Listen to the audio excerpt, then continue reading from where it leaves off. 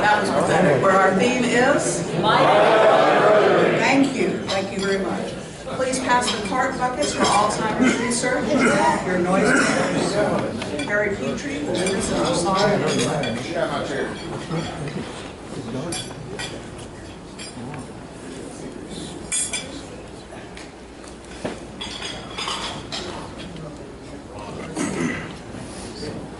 Good afternoon. Good afternoon. We're going to stand and sing number 76, Wait Till the Sun Shines. Nellie, number 76.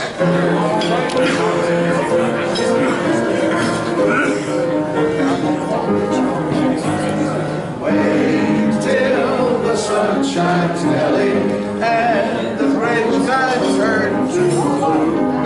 You know I love you, Nellie, I do. We'll face the years together, sweetheart, you and I.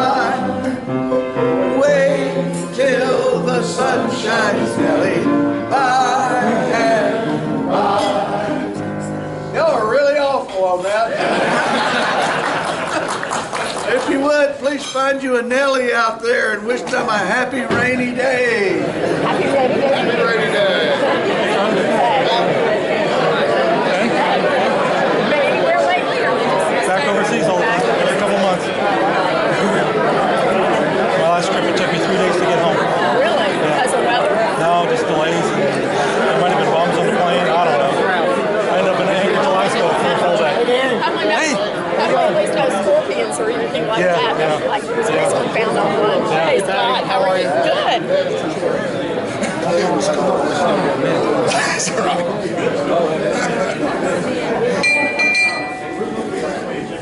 If you would, please join me as we recite the Pledge of Allegiance to the flag. I pledge allegiance to the flag of the United States of America and to the republic for which it stands, one nation under God, indivisible, with liberty and justice for all. Our invocation by Tony Sigmund. Bow with me. Father God, thank you so much for giving us this opportunity to gather together as Rotarians and friends and break bread together. And Lord, we just ask that you give us patience as spring is right around the corner. And Lord, we are here today to get excited about sports and to listen to John Kasay. And Lord, we've got some sports heroes in our audience as well, and we're excited about having them with us. And Lord, we just pray that as we celebrate and fellowship together, that you are with us and that you'll keep us ever mindful of the objects of Rotary and help us to do good in our community, in our nation, and in our world. Lord, please bless this food to nourish our bodies and us to thy service. In Jesus' name I pray. Amen. Amen. Graduate for health and happiness.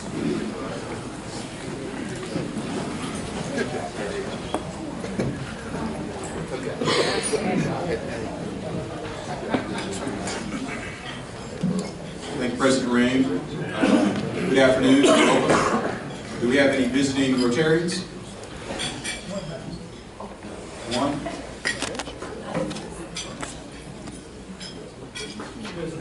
Oh, okay. Well, we'll go there.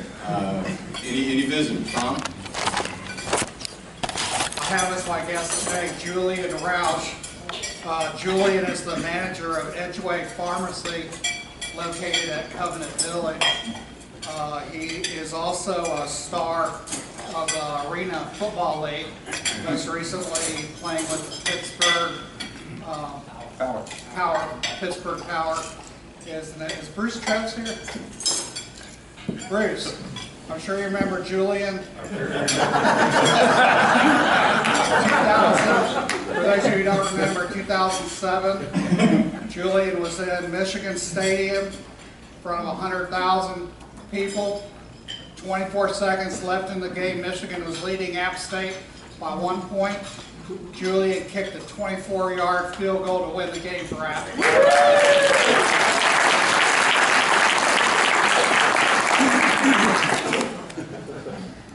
Yes. I have my business partner with Smith Enterprises, also my brother-in-law, Chuck Yates. My guest is Joey Denton, pastor of Connections at Parkwood Baptist Church. You'll learn what Connections means over a period of time because he is being proposed as a new member. Some of you also may remember Joey Denton as a professional golfer. So welcome, Joey. Thank you. I appreciate it.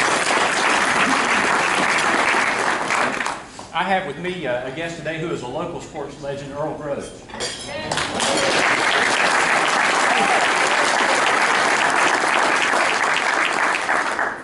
I have two guests. Our soccer coach for both boys and girls, Justin Hewitt, is with me today. Also, my cousin, John Tashenko, is with me today also. Yes. I have with me today my wife, Kate Buckles. I have a colleague of mine and a member of the Monday Rotary Club, Mr. Chuck Long, corporate banker with Carolina Trust. A friend of mine and is Larry Hunsucker, who is president of Quick Back Incorporated.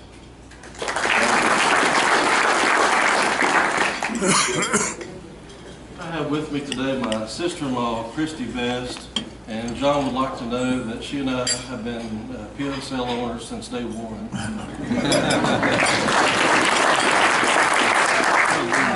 My better half, my wife, is owners.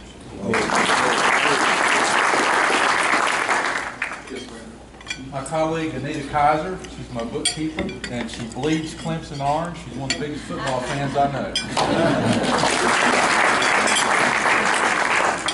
Any other guests? This is Dr. Aaron Stump. He has practiced his Gastonia Sport and Spine. We met through the chamber, and he's from out where my daughter is right now in California.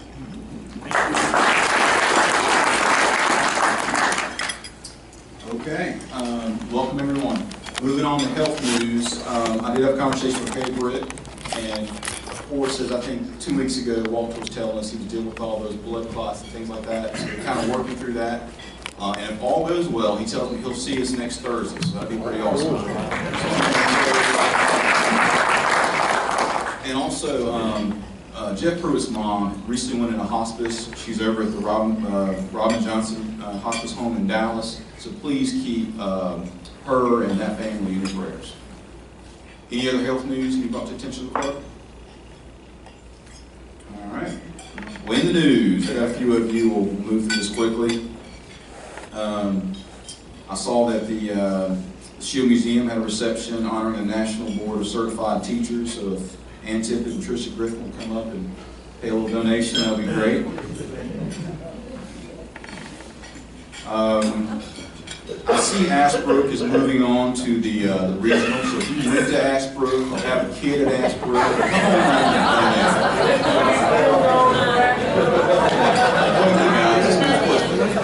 They change. $20. Oh, okay.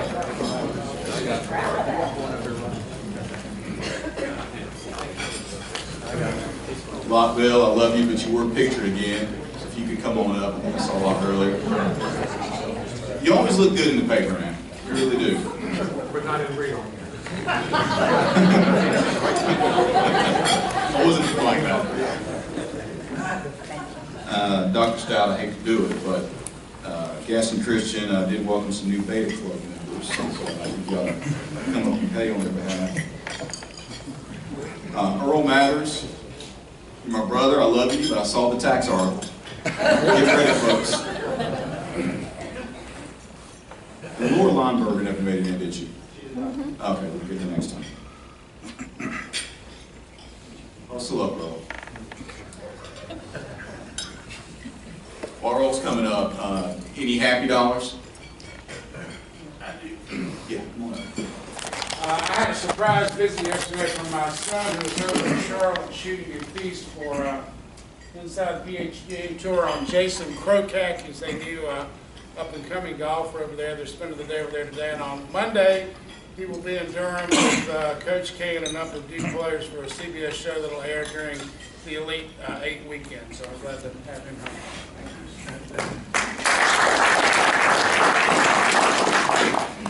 We'll let Charles do it and get you, Charles.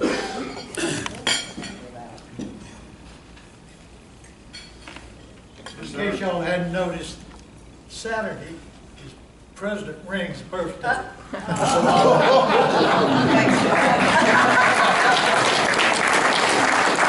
worth more than this end, but it's going to cost me a lot more come Saturday.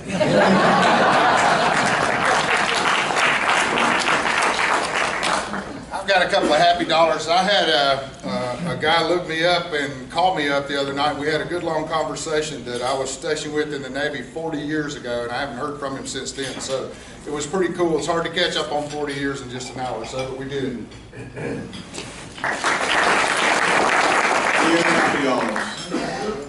Yeah, Tim? Several weeks ago, there was a banquet in honor of Earl Groves, and it was right here in this room. But I want to tell you something what one of our fellow Rotarians did. Fred Caldwell played on that team in '58. I played on 66. Anybody else in here play on the Young Businessmen's Club Little Orangeman team? Earl was gracious enough with his company and other people to sponsor those wonderful teams and years. But Fred Caldwell flew back that Saturday afternoon at 4 o'clock from a vacation, came to this banquet, and then flew back at 10 o'clock that night. I want to say thanks to Fred for doing that in honor of Earl Groves.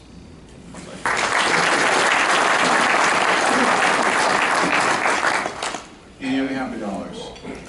All right, closing real quick, guys. For all you golf fans, we're only a month away from the Masters in St. Louis. Spring's coming, okay? A member here sent me this joke, an oldie but a goodie, some of you probably heard it. A man had 2 of the best tickets for the Masters in Augusta. As he sits down, another man comes along and asks if anyone to sit in the seat next to him. No, he says, the seat is empty. This is incredible, said the man. Who in their right mind would have a seat like this, the biggest golfing event in the whole world, and not use it? He says, well, actually the seat belongs to me. My wife was supposed to come with me, but she passed away. This is the first Masters we haven't been to together since we got married. Oh, I'm sorry to hear that. That's terrible.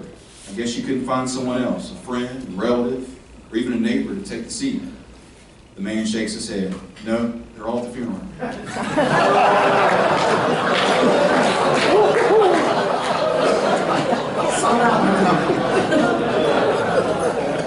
Just an update, our final collection for End Polio Now after David Stoltz's presentation, when we combined what was raised by the Greer Early First Night Service Club and our donations that day, we have raised so far over $1,500, and with the 2-to-1 match from the Gates Foundation, that's going to be for about $4,500 going to End Polio. I'd like to call on Kay Gribble for an announcement.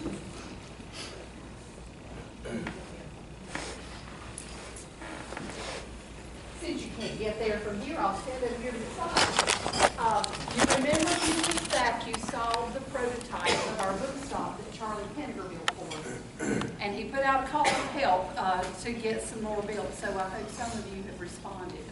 Today we are kicking off our campaign to raise money to pay for those book stops.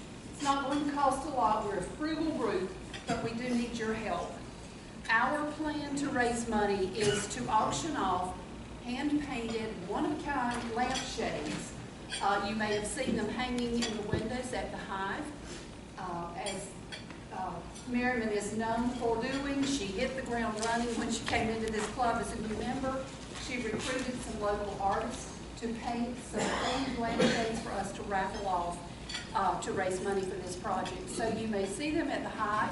We also have a flyer with pictures of those lampshades on it, and today we're asking you to begin buying tickets and help us sell the tickets. The tickets they cost $20 each. It will give you an opportunity to have your stub put in the bowl for any lampshade that you want to be able to win through a raffle. And we have 2 that will be auctioned off. It is also your admission to a special event where we will have the drawings. It will be a social event. We We will have a brief program, and you will get a makeup for attending, so we hope that you'll all be there.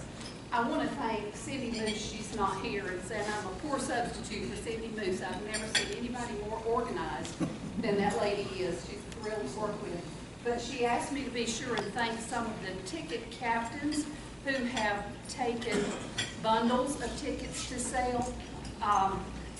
Cheryl Rhodes, Nancy Cooney, Donna Grissom, Grace Lewis, and Kathy Young have taken them.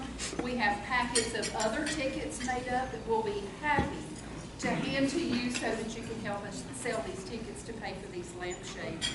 We'll be selling out front after the meeting, so if you are prepared to purchase a ticket, come see us. We'll have pictures of the lampshades so that you can choose which one you want to purchase. If you want to make a donation, that's great too. Checks need to be made out to the Rotary Club of Gaston. What have I forgotten, Reed? I think you're good. It's a great project. It's going to promote cultural literacy in Gaston County, and the lampshades are fantastic. If you haven't seen them yet, they are lit up thanks to Greg Dills down at the Hive. So on your way out of here today, ride down Main Street and take a look. 1287 West Main. Thanks. Thank you.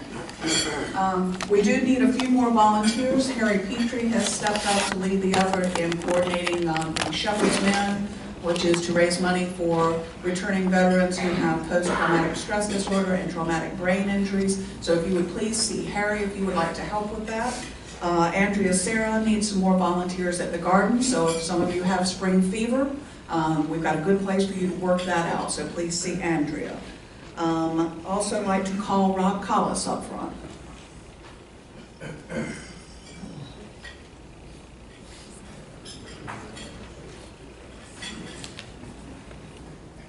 Thank you, President Ring. In Rotary, our motto is service above self.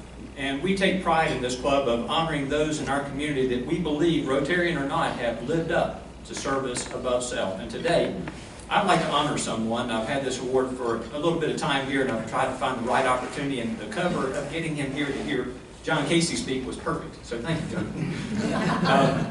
This individual, you all know, and I just introduced him a while ago, Earl Groves. Earl, I've not known for that many years, maybe about 15, but I've known of him almost all my life. And the things I always knew about him was coaching those football teams that just scared the rest of us. If you played on any of the other teams in the area, you knew Rose would just beat you like a drum if you played them. And I actually got to coach against that team when I coached for AM Optimist one year, and we had a good team that was undefeated until we played Groves. And we got our comeuppance on that one for sure. But that's not the best thing about Earl.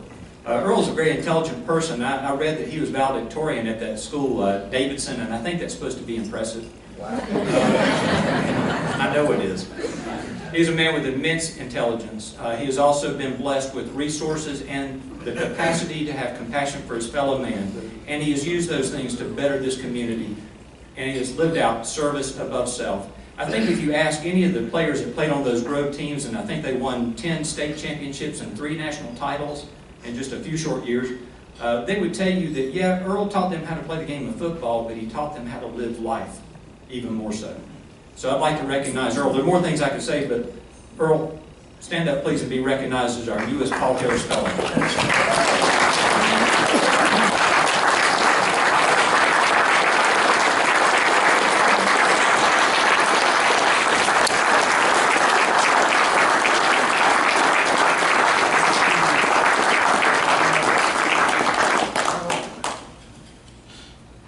Thank you. And I'm going to pin you. Yeah, it's like a fraternity sweetheart here. Yeah. Congratulations.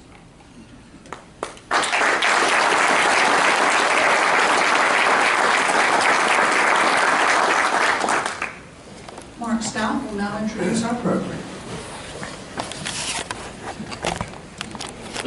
Thank you all so much for coming today, and I really don't want to take a lot of time because John Casey really needs no introduction. I heard John first speak at the Touchdown Club over in Charlotte last summer, and I thought, wow, that is a very good speaker. He was introducing Herschel Walker, and it was a very, very good speech. John, after a very successful career in the NFL, took on an even more challenging job as the athletic director at Charlotte Christian School. So he is getting an education in Christian education and talking to parents about playing time for their children and things like that. So it's a different world, John. So without further ado, let's give a very warm Rotary welcome to our guest, John Kasay.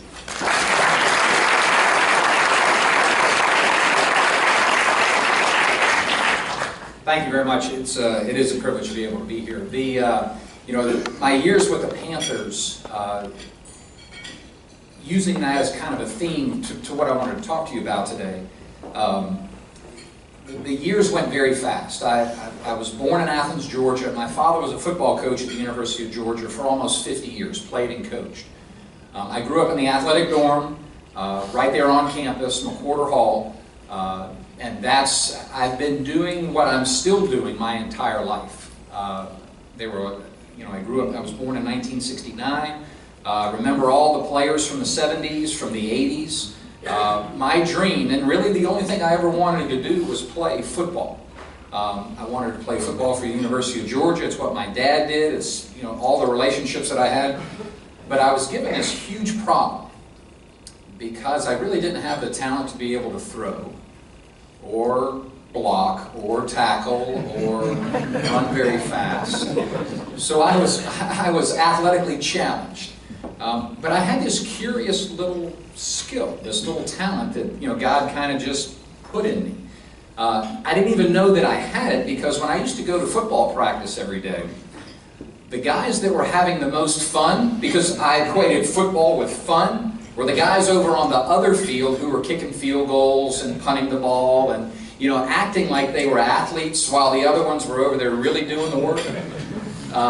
And so those were the relationships that I actually started at a very young age, 5, 6 years old. I used to go to practice. Those are the guys I hung out with because they had enough time to hang out with me. And so I started trying to kick and punt and do a lot of those things, and I had this little knack at it. It gave me the opportunity when I was in 8th grade. I was actually at another school, and I knew the high school I was going to go to, and the head football coach on the varsity team had heard about for some other kids. And so when I was in 8th grade in a middle school, I was actually dressing out on the varsity at the high school that I didn't even go to on Friday night. So that was kind of odd. I'm standing down there, my pads are like this, and I'm looking around like, what in the world is going on? But it's funny how that one little talent it gave my only goal, my only goal, was to get my college paid for. And to have the opportunity to go to the University of Georgia. Some of the Clemson fans, I don't want to offend, but at the same time, my oldest son goes to Clemson. Now, you have to understand, my father went to Georgia, my mother went to Georgia, my sister went to Georgia, I went to Georgia, my wife went to Georgia, we met at Georgia. We have a very strong lineage at the University of Georgia. My oldest daughter is deciding, Georgia's one of her options right now. My son decided to go to Clemson. And I said, son, it's going to be hard for me to explain to my father, and really to anybody else, that you're going to Clemson, but I understand that. I said, but I'm going to give you the money. Where you spend it is up to you, but I just don't know if I can send my money to Clemson. So we've at least met in the middle, that I'm supporting him where he decides to send that money is his choice. So no, it's a great school. It's been a great experience. I'm really very thankful he's there. I had the opportunity, I met my wife in Georgia. We have 4 children.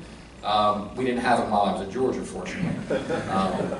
When she and I met, we dated for about 3 years, and about the same time that we were getting married was around the same time that I got drafted to play football in Seattle. My mother and my future mother-in-law, when I got drafted by the Seahawks, sat up all night and cried. Nobody in her family had ever gone further than about 20 miles from her little hometown in South Georgia. She's from Sylvania, Georgia, about 3,500 people. And her mother stayed up all night crying because I was taking her daughter 3,000 miles away to, I mean, it might as well have been Beijing, China. It was a long way. My wife was very excited about it. And so I went out there, and I really had no idea what I was getting myself into.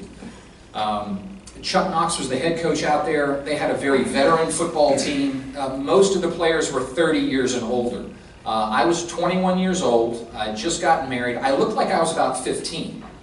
So you can look at some of my younger pictures. The players were giving me a hard time. Did my mother actually write a permission slip for me to be able to come to practice that day? I mean, I heard it all. I was in an intense battle with a guy who was a 9-year veteran, a guy by the name of Norm Johnson, who played, I don't know, 16, 17 years in the NFL. We had this, everyday battle where the veteran players would come out, and we would actually, Norm and I would kick against each other before practice started. So the guys would come out half taped up, half dressed for practice, and we were the entertainment. So all of these guys had known Norm for 8, 9, 10 years. They did life together. They were all friends. They were very upset that I was there. And so they would cheer whenever Norm made a kick, and they would boo me whenever I made a kick.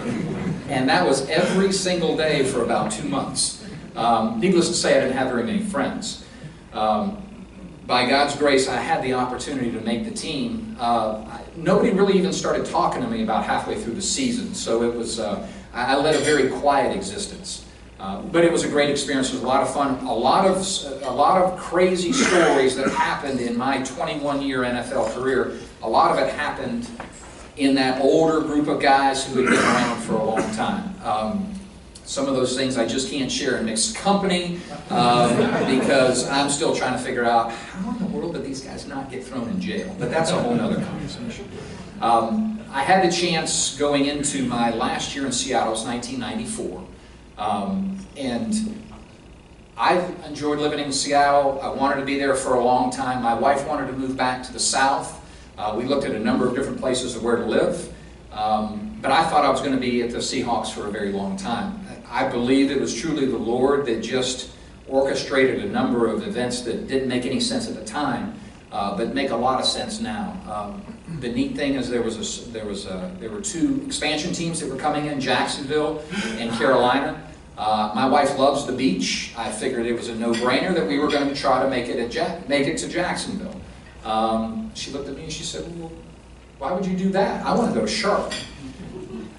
Yes, ma'am. I got you. Happy wife, happy life. I understand. And so just through a lot of neat opportunities.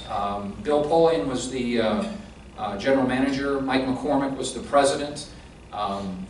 This was one of the funniest stories in my career. I had a chance to be able to come to the Carolina Panthers. Now, do any of you know Jerry Richardson? I figured there's probably a number of you that do. He's lived in the community in the Carolinas for a very, very long time. Mr. Richardson is 6'5", 6'6", played in the NFL for a couple of years. He's a physically imposing man. Mr. Richardson's probably spent $600 million that first year, 94, 95, to get the team here, stadium, and all those things. He was really excited about the first free agents that the team signed. There were 2 free agents that came in that day in early 1995. Mike Fox and me. Now, Mike Fox was about 6'7", 6'8". He weighed 325, 330 pounds, grew up in Ohio, played at West Virginia. If you have ever seen a football player on this earth, that's the guy. Okay, so they have the press conference, there's all the media here, they have the table set out. Mr. Richardson has not met anybody, from a playing standpoint. He's building the team for this 95 season. So we're introducing, talking, the whole deal. We finished. Mr. Richardson came in the room and he wanted to see these free agents that that Bill and Mike had signed. And so, smartly enough, Charlie Dayton, our PR guy, they sent Mike to him first. Now, come here, Mark. This is the way it was. Now, Mr. Richardson walked up. Boy, he took his hands. Mike, that's what we're looking for. Now imagine I'm standing right behind this, right? And he's looking at Mike and Bill, and he's like, "Yeah, that's a good job. Mike, it's nice to meet you, glad you're here." And Mike turns, and Mr. Richardson looks down at me. Now, I'm wearing a kind of a sweater and a shirt and the whole deal. I look like the intern for the PR department. And Mr. Richardson has quite a funny sense of humor, and I think, I remember the look on his face, and I got to know him well enough to know, I think for about 10 seconds he thought somebody was pulling his leg. And I stuck my hand out and I said, Mr. Richardson, I'm John Kasay, I'm going to be your field goal kicker. And he's still looking at me like, somebody's pulling my leg on this one. And I said, it's a privilege. I appreciate the opportunity to come. It's a real dream for us to be able to come back to the South. Blah blah blah. And he still's just looking at me. All right, John. Well, we're glad you're here. That was about the end of the conversation. I made quite an impression. And so that first year, we had a lot of practices. We were the Carolina Panthers. We were practicing in Rock Hill. We were playing at Clemson. Our family was living in Charlotte. We were all over everywhere. But I'll never forget the first home preseason game we had. We were playing the Denver Broncos right in Clemson. And there was an electricity and a buzz in that air that day that I didn't experience very much in all the years that I played, because the community just could not believe that a professional football team was really, it wasn't the Washington Redskins, it wasn't the Miami Dolphins, it wasn't, the Dallas Cowboys. This was a real NFL team that was in our community, and it was special to be a part of that. The next time that was kind of that exciting was when we played in our first playoff game in 1996. We played the Dallas Cowboys in Charlotte. It was Troy Aikman, Emmitt Smith, Dion was playing, all the guys. And we had a hot day that day. We played very, very well. And it was neat to just the excitement and the buzz of what happened. That 96 team, I have a handful of regrets from the years I played. That team was one of the huge regrets. We were literally a half away from winning the World Championship. We knew that whoever won that NFC Championship game, we went up to Green Bay. It was 3 below 0. I thought my face was going to freeze off. But we had a chance to win that game. Green Bay had made a few mistakes early in the game, but we weren't able to put the ball in the end zone. We only were able to kick field goals, and that just kept them in the game. And they were a veteran squad, Reggie White,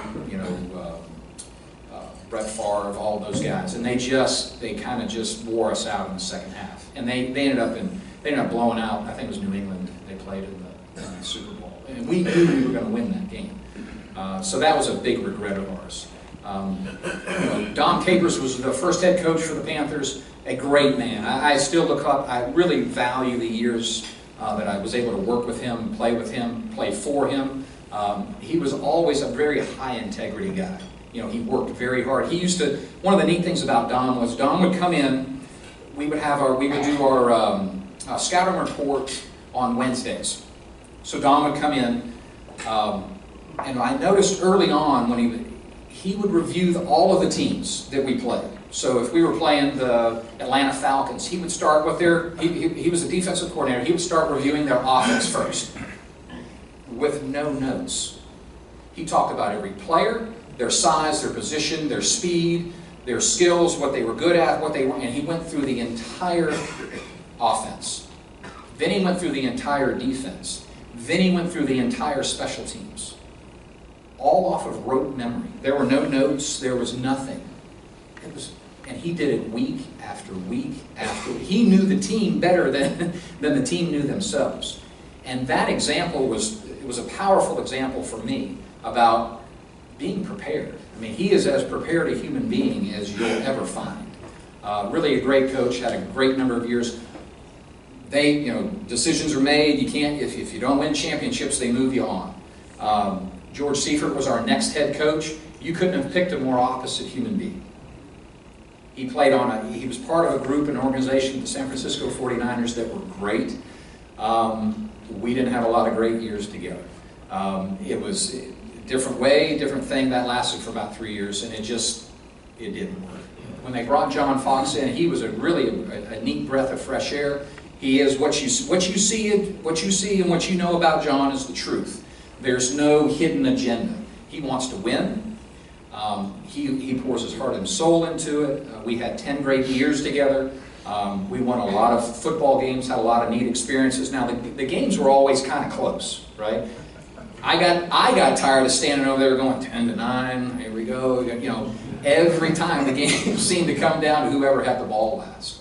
But I had a lot of really good years, really a lot of good years playing here. I enjoyed being a part of this community. I felt like, you know, again, back to the beach thing, my wife loves the beach. I figured when I was retired, you know, she would want to go to Charleston or, you know, Hilton Head or something like that. And she said the same conversation that we had 20 years before. She's like, no, Charlotte is my home.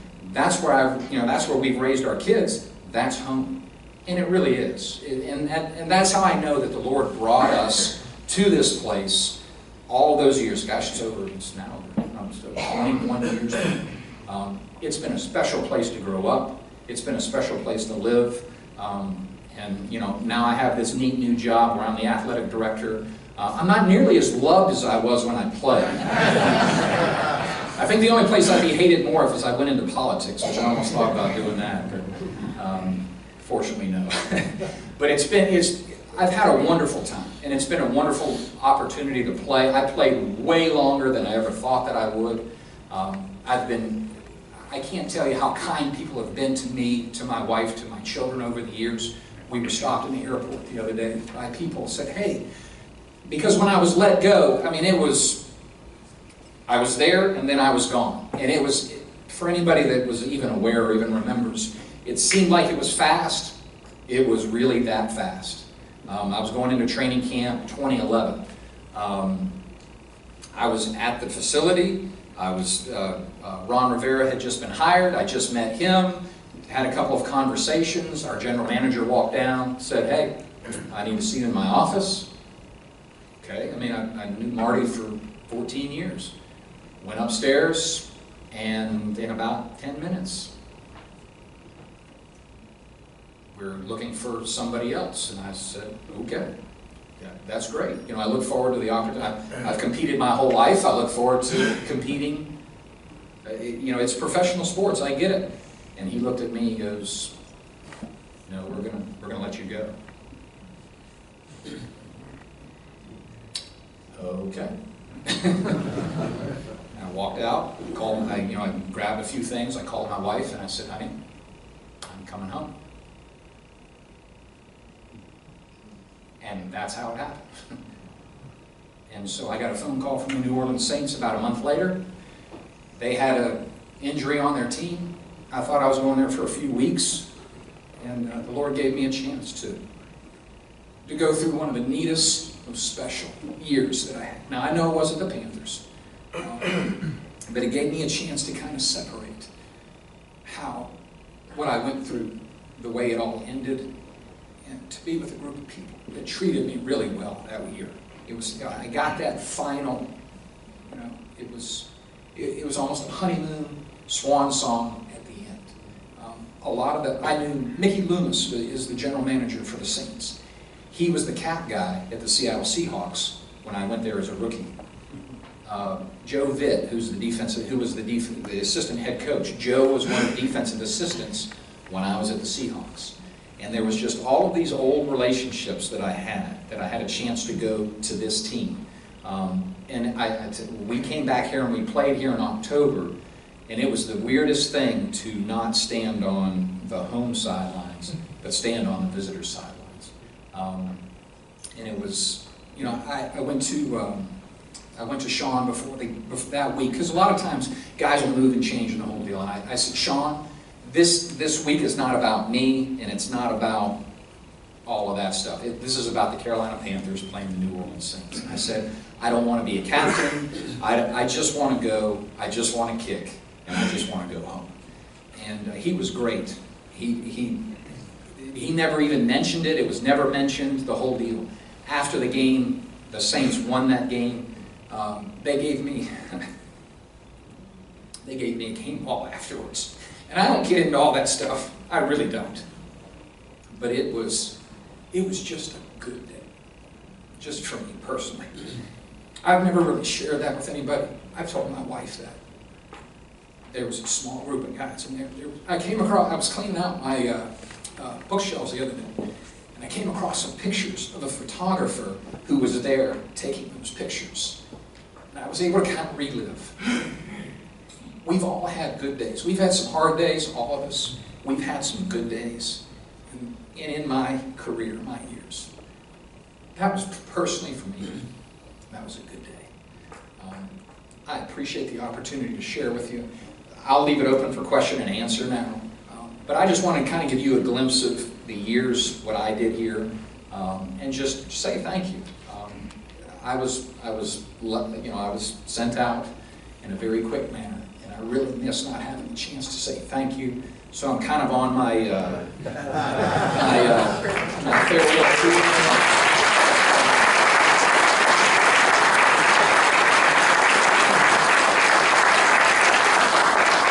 Yes, sir. I have two questions. One, what was the longest field goal you ever kicked, either in practice or a game, to the game? Secondly, who do you think the best kicker in the game today is?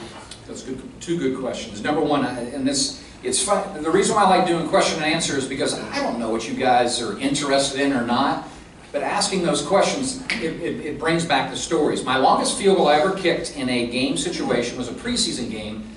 61 yards against the New England Patriots, 1998, 99. The way that I remember it is, the score was tied. Adam Vinatieri was kicking for the Patriots. He kicked a 58-yard field goal, and there was like 4 or 5 seconds left in the game. And so all they did was squib the ball on the kickoff. Anthony Johnson jumped on it, and we called timeout with 1 second left. So I had to kick a 61-yard field goal back the other way. And so we're lining up, because we called timeout, we had a few minutes. The official, this was a preseason game, it was now, I don't know, 10:30, 10:15, 10:30.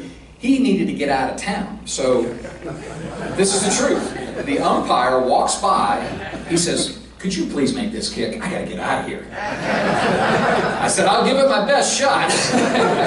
And so we were able to make that kick, and I was the most surprised guy in the place.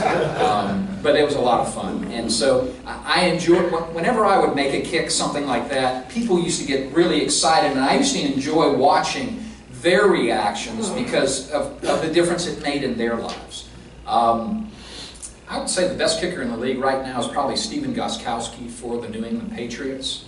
I thought he was good when he came in, and people do not understand how difficult it is to kick in Foxborough, Massachusetts. It is, even on that field, it's a tough place. And I want to say he was 35, I saw the statistics, it was like 35 out of 37 last year. His success, and a number of those guys' success, is why they want to change a lot of the kicking rules. If I had one pick, that would be the guy I'd pick. Yes, sir? What's the most pressure you ever felt in a game situation? Most pressure, I can't pick out one time because of the way we played football. It was every Sunday. All these gray hairs, that's where it came from.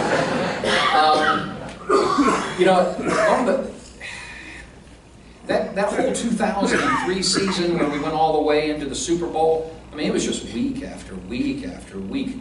The craziest game in that season was the playoff game when we were playing St. Louis in St. Louis. We're scoring touchdown, they're scoring touchdown, we're kicking field goal, they're just back and forth, back and forth. As much we lined up, we kicked a field goal to win the game. The official did not, we were late making a decision, the official did not reset the play clock. So when when the ball was snapped, we had just gone to 0-0 on the play clock. We made the kick, which would have won the game in, I want to say, the 5th period. We were in overtime. And they waved it off, said that they backed us up 5 yards, and we decided to then run another offensive play. So I ran off the field, then I ran back on the field. I ended up missing that field goal. So probably the most pressure I ever felt was when St. Louis went down to the other end. They were going to kick a 52-yard field goal to win. And I did not normally ever pray or cheer against the other team. But in light of me just missing that kick, and it being the playoffs and us having a very good team, Lord, if you so decide, it would be really nice for him to not make this kick, because it just, and in a strange form, he was a very good kicker, had a very good career, very good year that year. His field goal came up this short. And you just never, he had a very strong leg, you just never saw it. And it was like, and that was the time that Steve caught the ball across the middle, went down the middle and scored. There's 30 of those, crazy type of scenarios. That's just one that pops into my mind. So. Yes, sir. John, thank you for being with us today, and you're one of the few Bulldogs that this Gamecock pulls for. So I appreciate that. Glad you're here. It's obvious that it was very emotional, very hard for you to be let go. Share with us, if you will, about coming home and signing and retiring. Good question. That's very interesting. That was the neat thing about the year that I had in New Orleans. I just kind of had a chance to process a lot of, the years, the whole deal. Because it was very personal for me from the standpoint that I'd been in that locker room for so many years. Whenever somebody came in, new draft picks, new free agents, college free agents. I kind of felt like it was my responsibility. I was kind of the welcome wagon.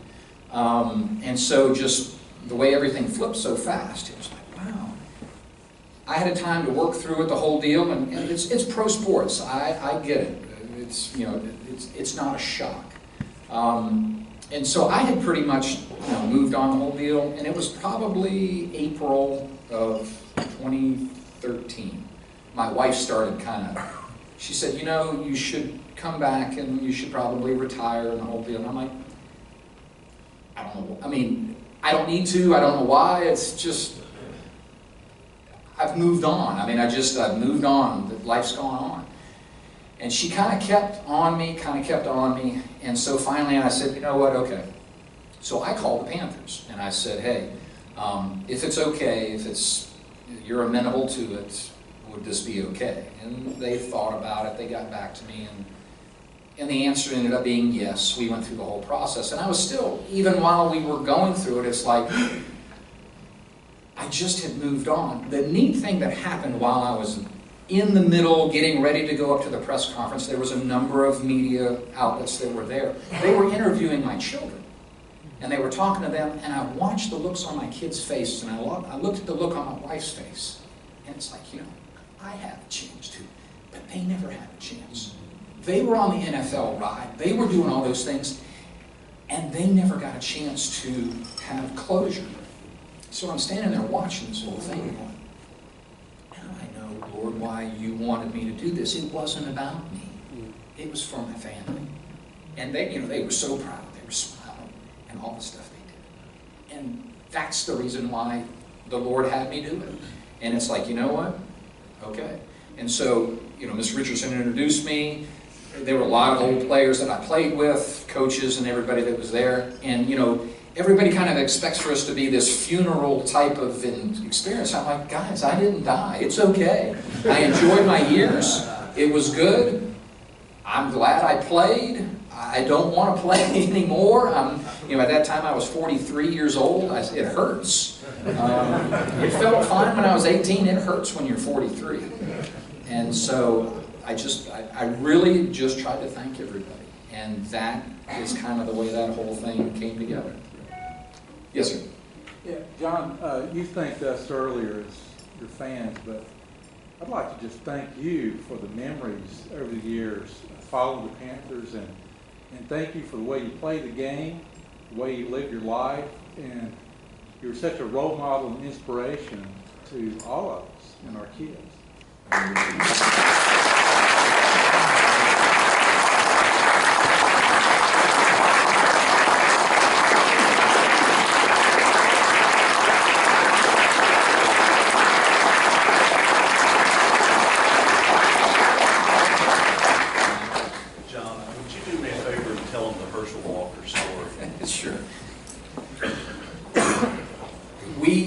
My father coached at the University of Georgia. We lived in that athletic dorm. Herschel Walker was a very highly touted 17-year-old young man from Wrightsville, Georgia. There were some players that just really didn't appreciate the attention that he got. They used to have a ritual indoctrination period before school started. I won't even get into the details, but it was a pretty humiliating experience. There was one guy in particular that really, it was a senior, Catfish Smith, that took it real personal, the attention that Herschel Walker was getting. And so he made Herschel's hazing, is what it was, a miserable experience. And Herschel's very, very quiet but extremely determined person. And he just sat on it. And he said, okay. And so I am 12 years old, and this is about 2.5 months later, it's probably in October. They're practicing, they're doing what they call the Oklahoma drill. So you have an offensive lineman, a defensive lineman, quarterback, and then you have a running back in behind. They would use all the walk-on running backs because they didn't want to get, the guys that were going to play on Saturday hurt. Well, Catfish Smith was a defensive lineman. Big ego, wide guy, 275 pounds, the whole deal, big mouth, the whole deal. And so I'm standing by, the running back coach is standing here, Herschel's standing here, and I'm standing beside Herschel as we're watching this whole thing happen. And so play after play, and what I didn't realize at the time is Herschel was counting. Okay, Catfish is 3 back. Catfish is 2 back. Catfish is up next. And so when the walk-on running back got back into position, Herschel walks over and bumps him out of the way. So he's sitting there, and the quarterback calls a cadence, turn around and hands it to Herschel, and Herschel stuck his foot in the ground, and that Catfish threw that offensive lineman, and he went up to tackle. He was going to one-arm tackle this 160-pound running back and fling him to the side. Herschel stuck his foot in the ground, and he hit Catfish in the chest, and the first thing to hit the ground was the back of Catfish's helmet. And he stepped on Catfish's chest, and he ran right over him. I'm 12 years old. I'm not. Fast forward 15 years later, we're playing the Dallas Cowboys right out here in Erickson Stadium at the time. First playoff game. Okay. We decide they are going to receive, we're kicking off. I jog out on the field, the official hands me the ball, and I look down the field, and it's Herschel Walker. And I'm 12 years old again. And he's just as big now as he was when I was 12. Hey guys, $1,000 for whoever tackles that guy, because I am not tackling him. I mean, he's down there snorting, ready to go. And it's funny how life kind of just plays back on me, and that was kind of how I introduced Herschel when I was at the Touchdown Club when he was speaking there. So. Yes. I'll be around afterwards. I'll answer your questions. I know there's a lot of questions, but in the interest of time, and John will stick around afterwards. I know we could talk to him all day. Thank you for sharing such a personal story. We appreciate all you've done for the great game of football, and we will always think of you as a Panther. Tim Grooms, would you make a quick announcement for Gastonia Evening Rotary? Oh, the 4th anniversary of the founding of GER Club that meets on Tuesday nights is this coming Tuesday at the Riverview Raw Bar, the old Riverview Inn, going towards Charlotte. If you'd like to come, just let me know, please. Thank you very much. Rob and Earl, if you guys will go to the back so everyone can congratulate him on his Paul Harris Fellow Award. Earl, thank you for all you have done for our community. You are a great representative of service above self, and we thank you. Thank you to all of our visitors and guests. We're glad to see you. Come back anytime. Your stand will be adjourned with the full-weight test of the things we think, say, and do. Is it the truth? Is it fair to all concerned? Will it build goodwill and better friendships? Will it be beneficial to all concerned?